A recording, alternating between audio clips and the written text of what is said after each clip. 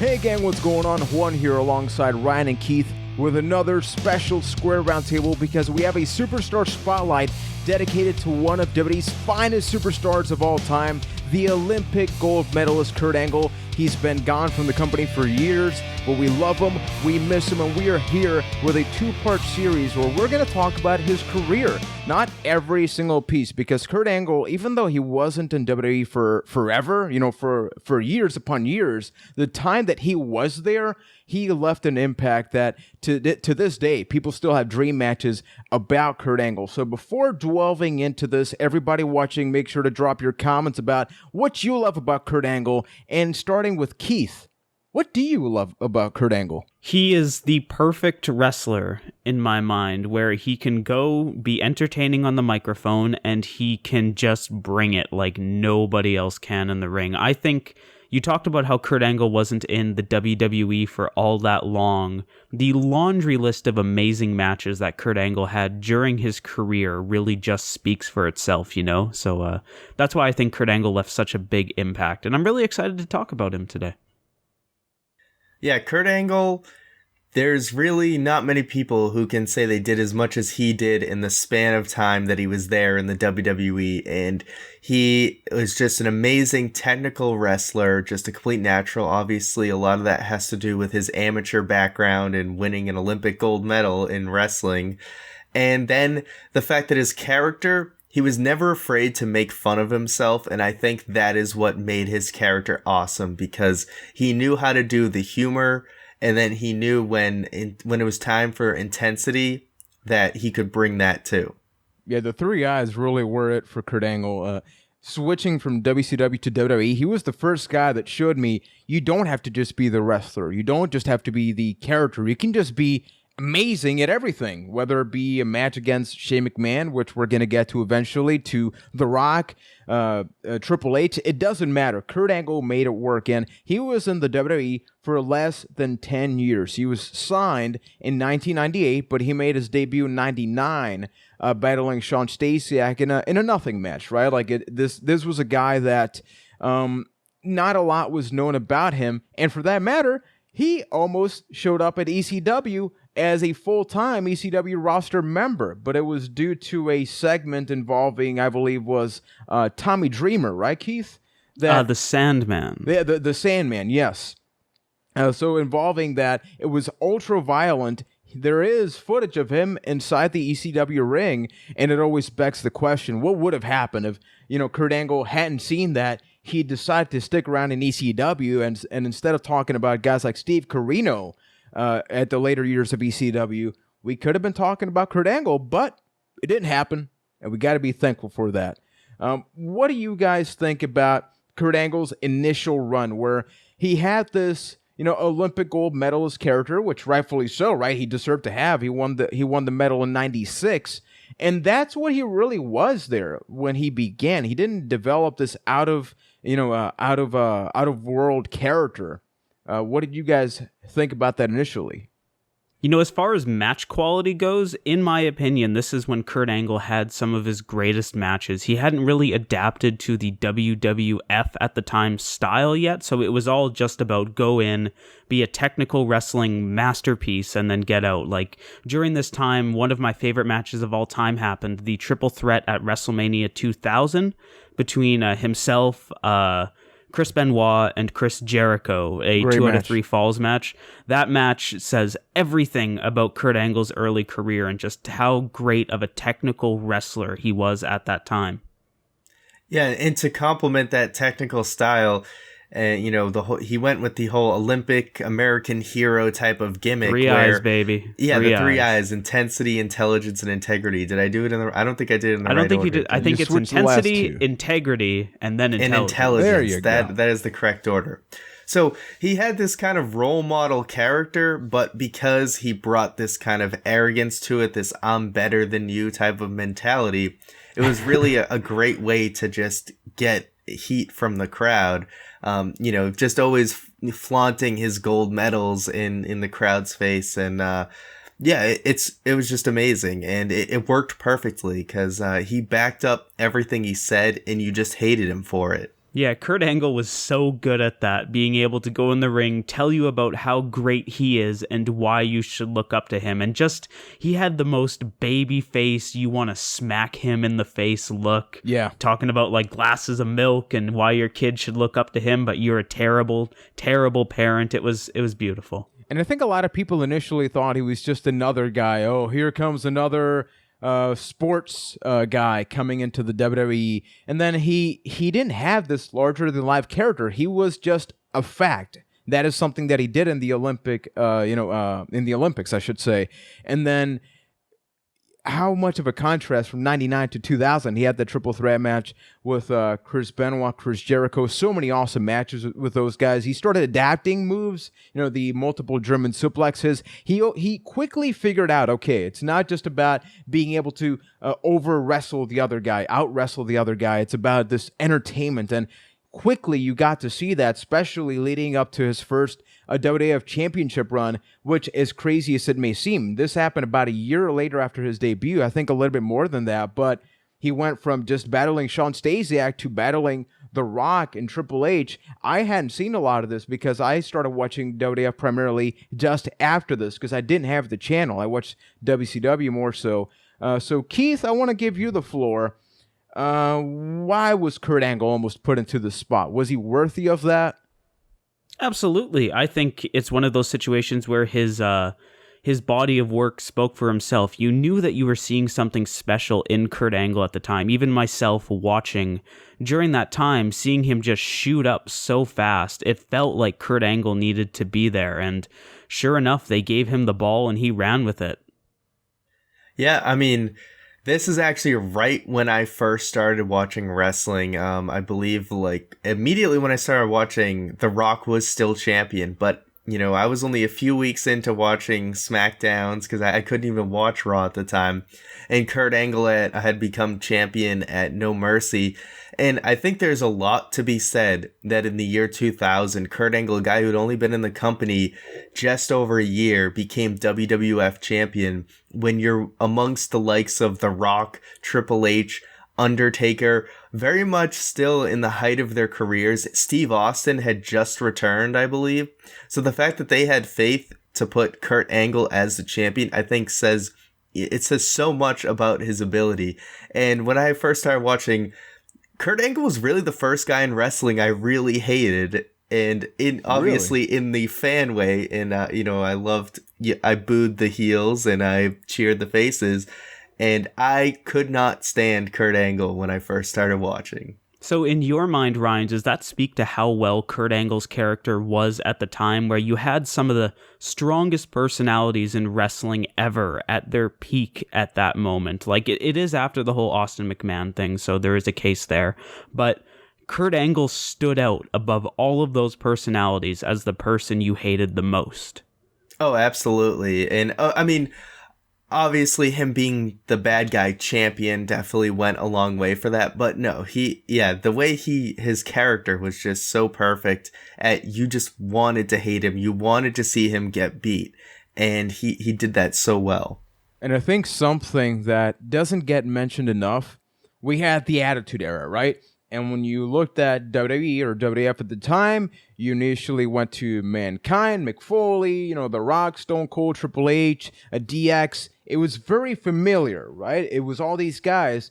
Then here comes this guy that should have failed when you think about characters like The Godfather, right? But then here comes Kurt Angle. Completely different background, takes over. And I think that's a good reason why maybe you weren't a big fan of him, Ryan. Like, not that you didn't like the character, but that you despised him, like the way you should as a wrestling fan. He's a bad guy, so you boo him.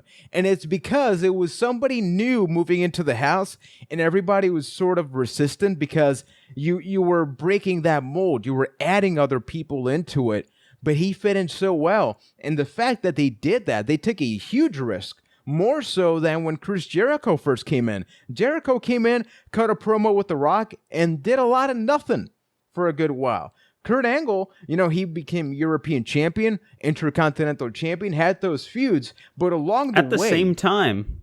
Remember, exactly. he was both champions at the same time, he called which himself is nuts. the Euro Continental champion or something like that, right? Yeah. Yeah. So then after that, you just get shut up. And I don't think he ever really went back down, which guys like Jericho, guys that came in, around that time, they were going all over the place. And we later on got to see different matches, such as the Armageddon Hell in a Cell. I think it's maybe the most forgettable Hell in a Cell match, where he walked in and walked out as champion. And I don't think that gets talked about enough. It's really one of the biggest statements that you can make about Kurt Angle, with just how much faith the company had in him during that time. As a wrestling fan watching back then, I did not think 0.1% that Kurt Angle would have walked out of that Armageddon 6-man Hell in a Cell as champion, with Stone Cold in it, The Undertaker, Rikishi. Triple H, The Rock, Rikishi, right? Man. Rikishi should have won it. No, he shouldn't have. But the fact that Kurt Angle walked in and walked out of that match as champion says everything. Yeah, and I remember at the time still being a super new wrestling fan and not really kind of being able to look forward and see, oh, maybe this is a likely chance. This is the right spot for Angle to lose the title. Obviously, I'm not thinking like that as a new fan. I was baffled that Kurt Angle walked out of that champion. I couldn't believe it. I was like, you got Triple H, you got Austin, you got The Rock, you got Undertaker in there. How in the hell did Kurt Angle walk out as champion? And he did. And he did. That reminds me of, once again, Jericho. I think we're getting somewhere here, where nobody expected Jericho to beat The Rock and Stone Cold on the same night. That happened. He talks about it every week. And same thing here. And it almost upset people, but it made sense. You look back, and he was the right guy to do that. If you got to take an opportunity, if you got to take a risk to build a star, what better way than after a Hell in a Cell, a match that is infamous in WWE for all the violence? You have the cleanest character out of all of them, really, coming out and walking out as champion. And I want to sort of transition now, because this is where the alliance started to really happen, right? So WCW gets bought out by WWF. There are all these long-standing rumors. What's going to happen with these guys? You got your Booker T's, you got your Diamond Dallas Page, Stalker Angle, some things that work. Buff Bagwell was in there for one night, and people should not remember that. For just forget about that right now, please. And then this is where I'm not sure if WWE had this long-term plan where, so Stone Cold signed himself up for the Alliance, even though everybody, nobody believed him. And then Kurt Angle was still part of Team WWF, but then he was switching back and forth all the way to the very end. And it almost seemed to just either be inconsistency. I don't know if they wanted to play a little bit of Vince Russo and just have swerves left and right. What did you guys think of Kurt Angle's involvement in the Alliance, which had crazy things such as the Milkomania running wild with the milk truck, one of the best moments in the Alliance's history. And we also got, ukuleles. It was a ukulele, right? Right? With Stone Cold? Yes, I believe so. So what do you guys think about all that? More than... Basically the big story about the whole invasion angle and the Alliance is everybody just kind of made it up as they went. It didn't really seem like there was any direction with the entire angle. And I think Kurt Angle was the person that you could see this the most with, where his whole thing changed from month to month. Like one month he is the champion of the WWF. He is leading the banner. The next month, boom, now he's with the Alliance. Oh, hey, Kurt changed his mind again. Now he's going to fight Stone Cold. Guess he's back with the WWE. Oh, what's that? He turned again? Big shocker. It just felt like Kurt Angle, more than anybody else, and especially any top guy, had no direction as far as the story of the invasion angle went. He still produced great matches. Speaking of matches that don't get talked about enough, some of those matches with Stone Cold Steve Austin and Kurt Angle are really good pieces about storytelling in wrestling. The one that comes to mind is their one at SummerSlam, I believe, where it's a very good story. The match is whatever. Nobody remembers Stone Cold Steve Austin for his great technical matches, but they still just tore the house down. Yeah, and I think one other benefit from the Alliance thing is this is where Kurt Angle's comedy really got to shine. His interactions with Steve Austin and Vince McMahon created a ton of great moments. So I think this is where the real like comedy Kurt became a thing. And another thing I don't think he gets enough credit for. So we had an SRT where we talked about Kane's career, right? And in it, we were like, okay, so he starts off as the demon, Undertaker's brother, but then he teamed with X-Pac and had all these things. And whenever he tried to go back, people just couldn't take him seriously. Kurt Angle had rivalries with Triple H, over Stephanie McMahon's love, and we had all those backstage segments where Stephanie was bending over, and a lot of that comedy, I think initially, would have people worried. Oh no, they're going down that route. And the moment they do that, he can't go back. But he was so damn good at everything that it is he did in that it didn't matter. It fleshed out the character. You had layers upon layers of comedy, wrestling ability, intensity, integrity, intelligence. So much Kurt Angle, so much good stuff.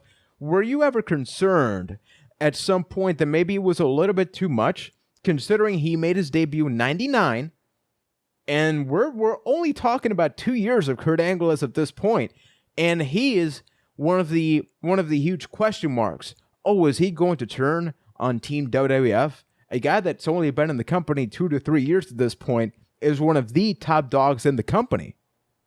I mean, even looking back, not really, because you talked about like how he would interlace comedy and then just like technical wrestling together. With most other guys, it's one or the other. Like, okay, now he's going to be the funny guy for a while. Now he's going to be the serious guy. With Kurt Angle, that would change segment by segment. Kurt Angle was really the everything guy for a very long time, so it never felt weird. I mean, it did have its low points. Like, you could argue around WrestleMania 17, Kurt hit a bit of a low, where he, like, after he lost the title, he wasn't really in the big picture anymore.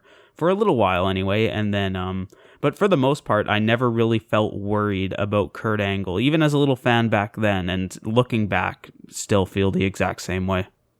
Yeah, he was always able to walk that line where even though he had this goofy persona, you always took him seriously in the ring, so I don't think it ever suffered. So he kind of was almost untouchable in a lot of the stuff he could do, because I think he was always positioned strongly enough on the card that any goofy thing he did didn't really harm him.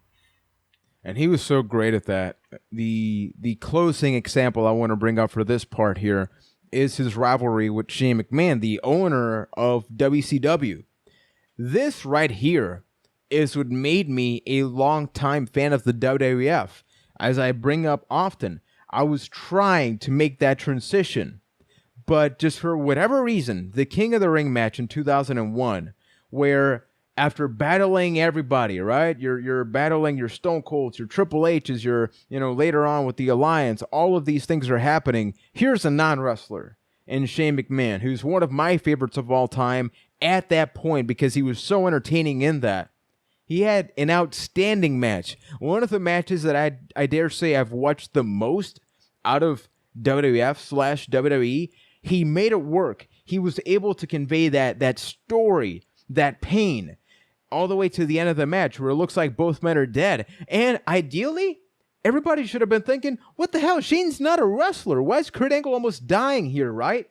But the cards were played correctly in such a way that question was never a factor for me. And it's solidified as to why Kurt Angle is just so great at what he does, right? Agreed. That, on paper, Shane McMahon versus Kurt Angle should not have worked the way it did, but it ended up being one of the greatest matches of all time. And the reason, a lot of people forget this, but the reason why it was believable that Shane McMahon could actually beat Kurt Angle in that match is because that was Kurt Angle's third match of the night. He did triple duty that night. If you want to talk about how amazing of a workhorse he was, that's exactly it. But yeah, just wow, what a freaking perfect storm of a match. They beat the living hell out of each other. Like you said, it looked like they were both dead afterwards. This was at like the height of Shane McMahon being this awesome performer in the ring where he was just a daredevil. if I'm remembering the timeline correctly, this would have been after WrestleMania 17, right after Shane McMahon took that bump off of the Backlash stage. Wow, yeah, the crazy one. So Shane McMahon was on fire at that point, and boy, did they bring it. Real talk, Shane McMahon should not be able to feel anything from the waist down after that belly to belly, but somehow he did, and he did a freaking shooting star press onto a trash can after taking that bump. He doesn't get enough credit. Crazy, one of the craziest matches I've ever seen, and one of the greatest matches of all time. Absolutely. I mean, both of those guys came out of that match looking like $1 million. Not physically, they were pretty torn up, but Kurt Angle. This is really where you got to see a more violent side of him. Kind of a side you maybe hadn't seen before, and that the glass is what sold that match, because it was supposed to be a little bit more breakaway than it actually was. I think they ended up using plexiglass instead of breakaway glass. I don't know, but they just kept. They were going to break it one way or another. Yeah, Shane landed on his neck way too many times, and both of them just cut up from all the glass, and you were just saying, how far are they willing to go? You couldn't believe that they would just keep going, keep breaking more glass, and. Just an unreal match, and both of those guys just got a huge boost from that match. I mean, 3 matches that match has night. Legendary status. Yeah. Now, you want to talk about workhorses in WWE, not just wrestling, but in WWE specifically, and I don't think there's anybody else that really fits that mold with Kurt Angle. It's difficult to almost talk about things chronologically because we've been a little over the place with some of the things that we've talked about. And that's about 3 years of his career. 3 years. We're not even at SmackDown Fist, SmackDown 6, which we're going to get to in the second part. But Kurt Angle, for the amount of impact that he did, it is crazy. You talk about your Triple H's, right? Triple H has a very set path. He was terrorizing here. When he came in WWF, he was this for a long time. Then DX. Kurt Angle, he was everything at the same time. And it worked. So if we had to pick out one specific favorite Kurt Angle moment up until Alliance, let's say that officially Survivor Series 2001 concluded. Up until that point, what is your favorite Kurt Angle moment? Well, that's tough. I think I made mine obvious with the Kurt Angle Shane McMahon thing. Here's a fun fact. I love that match so much. This is not necessarily piracy talk, but Puerto Rico, we didn't have a lot of access to wrestling. So what I did, I burned an entire DVD. I made a cover and everything of just that one match. And I would repeat it over and over. I had that match on VHS. I had it on everything because I just couldn't get enough of it. What's that? Yeah, I'm having a really hard time with this because it's basically down to 3 matches that I'm having a very difficult time choosing, whether it be the WrestleMania 2000 triple threat match, as I mentioned earlier, between Angle, Benoit, and Jericho, Angle's WrestleMania 17 match with Chris Benoit, where they just technical masterpiece, or like you said, the King of the Ring match between Shane McMahon and Kurt Angle. It's 3 of the greatest matches of all time, all featuring Kurt Angle within a 3-year span. I would have to go with not a match, but a moment, the milk truck moment. As someone who didn't get to experience Austin versus McMahon when it happened, the milk truck was kind of like my Austin versus McMahon moment of getting to see that. Yes, Ryan. What was the line from JR? Stephanie McMahon, the $1 billion princess, turned into a Dairy Queen, the Dairy or whatever it was. So good. It was just amazing, and it was kind of one of those times where I hated Kurt Angle when I first started watching wrestling, and then to see him have that babyface moment, it was really experiencing that going from disliking someone to actually really liking someone was an awesome experience. So definitely the milk truck. And these examples right here show why Kurt Angle is awesome. Ryan's example, it's true. It's a milk truck. It's true. It's damn true. With the milk truck, Keith with a wrestling classic. Yeah, he has so many things that we didn't even have time to really go deep into, like his rivalry with Chris Jericho, with Chris Benoit, leading up to that awesome WrestleMania match. And then my example is sort of like a hybrid, right? It's entertainment / violence / street fight, which it is what it was. But yeah, in part 2, we're going to remove the F and we're going to get to the E. So we're going to talk about Kurt Angle. He still has hair up until this point, but that's going to change very quickly in part 2 of our Superstar Spotlight with Kurt Angle. If you guys like this video, make sure to like and give it a thumbs up, subscribe to the channel, and drop a comment with your favorite moment involving Kurt Angle. If you like what we're talking about here, and you want us to talk about Raw or pay-per-views, we do that every single Tuesday night, as a matter of fact. And if you want to go out of your way to support what it is we do and possibly get early access to some of the things we do, you can do so by pledging at patreon.com/Byte That. So until next time, thank you for watching the Kurt Angle conversation will continue in part 2 right here on Byte That.